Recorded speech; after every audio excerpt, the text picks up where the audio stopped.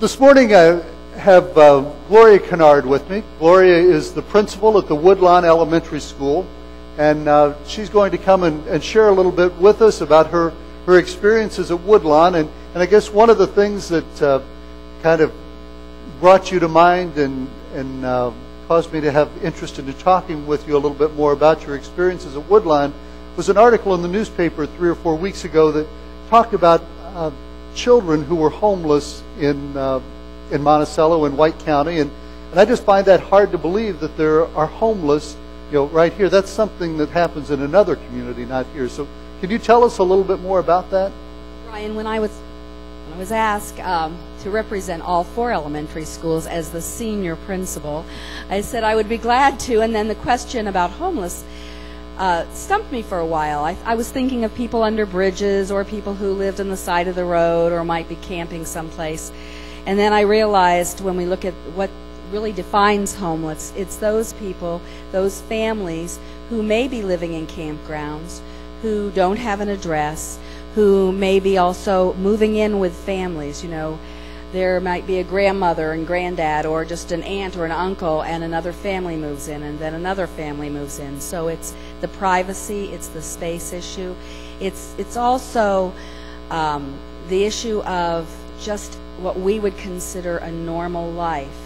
When you look at some of the situations we've been in, because they don't have phones, we've made what we call house calls, and we visited some small campers and found children sleeping 3 or 4 together on the floor with a blanket and a sheet maybe, where there's always a television usually, there's always some type of entertainment, and so they don't get the sleep they need. They don't necessarily have the nutrition that they need, but through our church and other churches and some of the programs such as the backpack program and also the food pantry, they're getting some of that food. We have free breakfast and free lunches for those children, so school becomes a home for the homeless. And our church has done throughout the community, the churches and community organizations are helping homeless even though they may not know they're helping them. As you talk about living at a campground, as school starts in September, that doesn't sound so bad, or as school gets out in May, that doesn't sound bad, but you're saying that there are some people that even through the winter will live in and that's a good question, because they'll usually move to another home with someone else, even living in vans, and we have had 1 or 2. This isn't a huge population, but it's enough that it's surfaced. If we have someone living in a van and we know about that, we do work with social services. However, and we find that out because a child may come to school without shoes. Well, where are your shoes? Well, we couldn't find them. They were in the van. The child may come to school without socks and underwear or clothing that is so dirty in our culture and our situation that we have to give them something else to wear while we wash those clothes. So. I'm sure as a principal you encounter so many different situations, but as you think about your work with the children and with families, what breaks your heart? That's really a loaded question, because so many things break our hearts.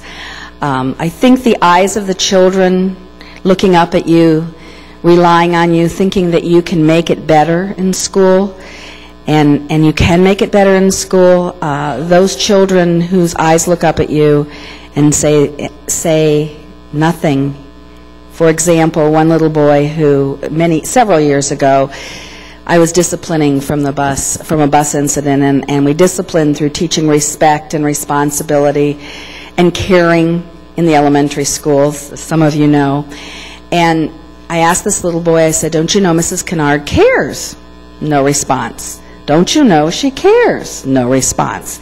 And I kept on with this, and finally I was a little strong-willed, and I was speaking a little firmer, and he started crying, and he said, "I don't know what caring is." And he was 1st grade. He didn't know the meaning of the word caring, so that breaks my heart that he didn't know that. Then just this week, there's so many incidences throughout the weeks and throughout the years, but just this week a little 1st grade girl came up to me in the hall. She was new to the school, and she said, "My pants are too tight, my clothes are too tight, I can't I can't move. And she said, I don't know what to do. And she was just crying out for help. And we were able to, again, because of the grace and the beauty we have in our community of giving, we have clothes for some of those children. But even what breaks my heart even more, because we do have mentoring programs for our children now, and we encourage our people to be involved with those. What breaks my heart more is the haunting telephone calls I'm getting from mothers. And I've had them from dads too, but from mothers saying, what do I do? What do I do? There's that cycle of poverty, that cycle of not knowing what to do that we would like to break. And we've tried and tried and tried, and sometimes we throw our hands up. But the haunting of that mother, those mothers' calls in the since Christmas. One was a situation with grief. A parent was dying. The other parent had just come back into the picture. Very concerned with mothers who are coming back from prison that want to change their lives, that say to me they've found Christ in their lives.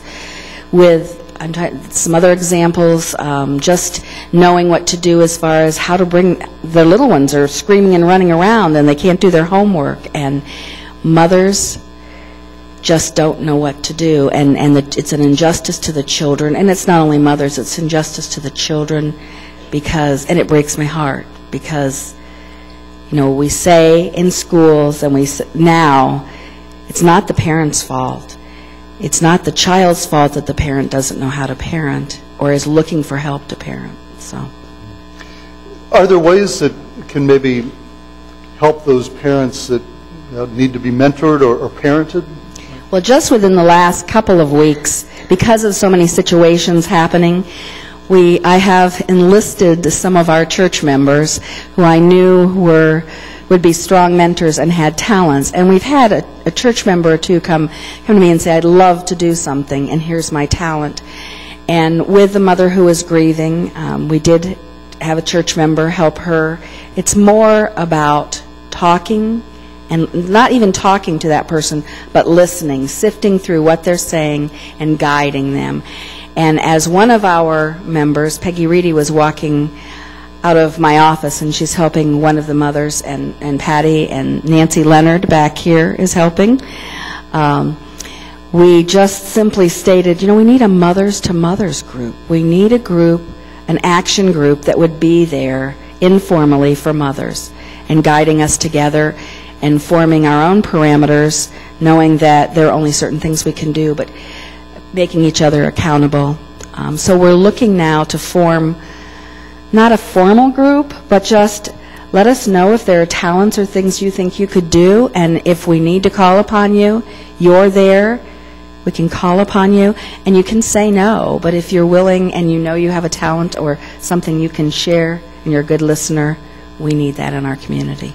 So I guess as you leave today, if that idea kind of tugs at your heart or gives you a headache throughout the day, maybe talking with Gloria or with Peggy Reedy or Patty Godlove or Nancy Leonard, they might be able to connect you, and when another need comes up, they might be able to respond.